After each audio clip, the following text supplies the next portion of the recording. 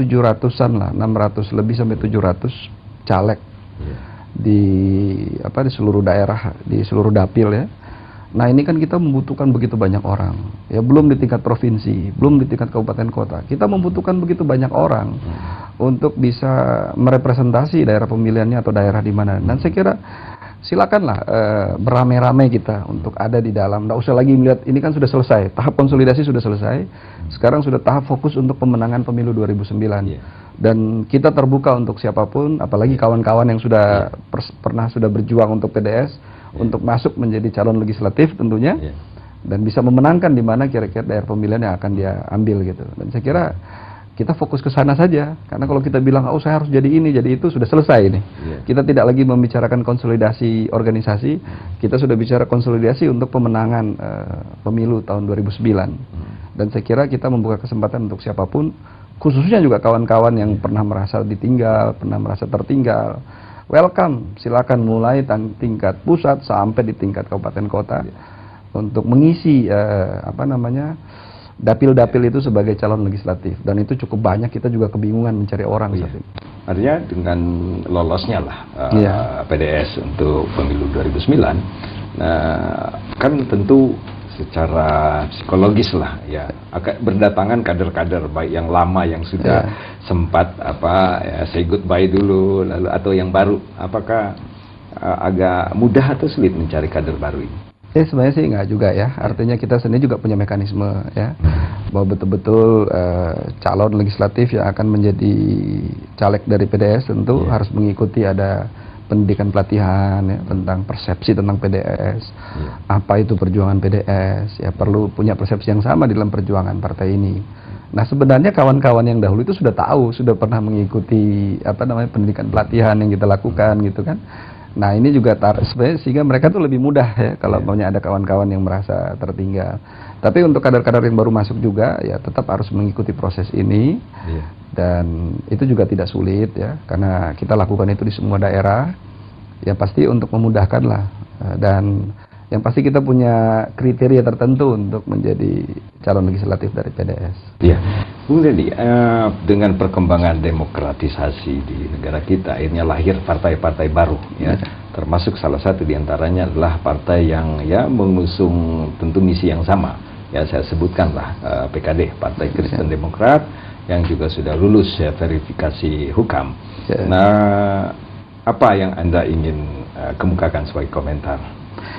Ya, saya selalu berpikir dari dulu kita tidak pernah merasa bersaing ya, karena pangsa pasar yang sedang kita rebut itu cukup luas gitu loh. Artinya kalau kita bicara ada sekitar 10% umat Kristiani di Indonesia ya, kalau kita bicara dari basis Kristen. Ya kita kemarin kan baru dapat 2,36% ya. Kalau kita pun kejar sampai 5%, nah masih ada space untuk mereka. Ya silakan saja, monggo gitu kan.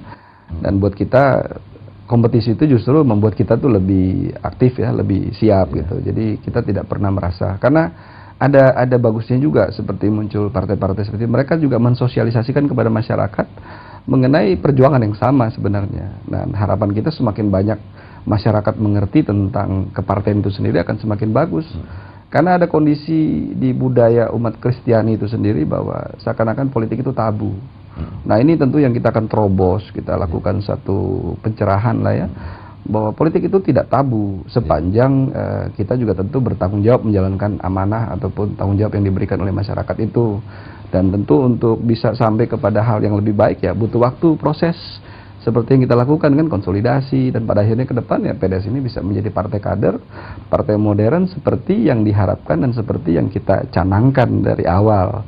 Tapi ini kan butuh waktu ya, artinya membangun bangsa ini kan tidak dalam sekejap. Seperti membalikan tangan ya, perlu waktu lah. Seperti reformasi ini orang bilang sekitar 20-25 tahun ya, mungkin lebih baru bisa kan. Mungkin untuk membangun partai yang baik kita butuh waktu 10-15 tahun.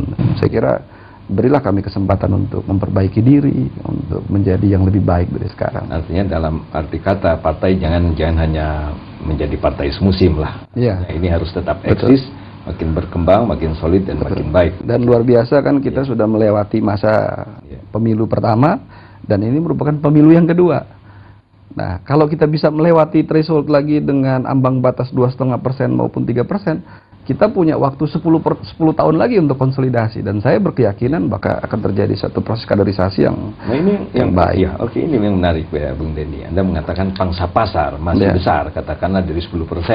Ya. Nah, ada juga berpendapat bahwa pangsa pasar kita dari 10 itu ya memang nggak beranjak dari ya di sekitar 3%. Sehingga ada partai baru pun yang mengusung misi yang sama, hanya memperebutkan yang sekitar 3% itu. Ya, tergantung memang strategi di dalam pencapaian target pasar yang ada ya. Nah, maaf Bung Denny, ini kita harus break sejenak. Pemirsa, kami akan lanjutkan lagi setelah pesan-pesan berikut ini.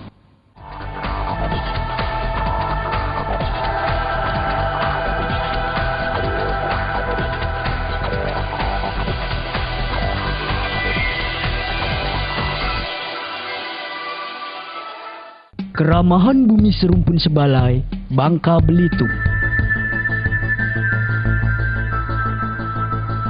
Keragaman budaya, Pantai Pasir Putih. tantangan adrenalin, keheningan, ketenangan.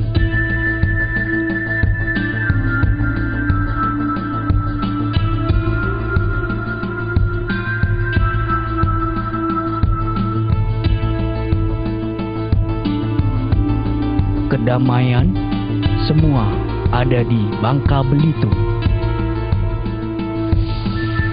Mari kita tamasa ke negeri serumpun sebalai. Karena di sanalah kita akan mendapatkan suatu kedamaian di dalam surga Katulistiwa.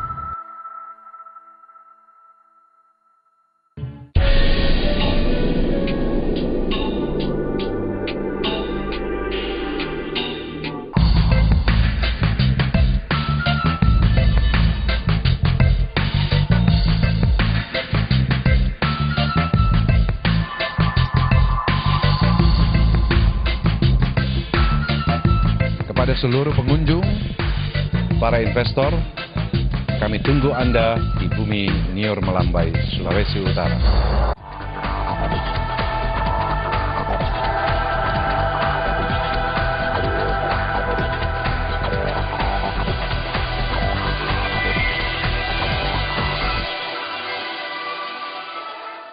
Kita lanjutkan lagi, Pak Denny. Tadi yang saya katakan, mengutip pendapat lain bahwa pangsa pasar partai itu ya tidak lebih dari 3%, walaupun mungkin keterwakilan umat ya ada katakanlah 10%. Nah, apakah bisa seperti itu atau bisa tentu melebihi?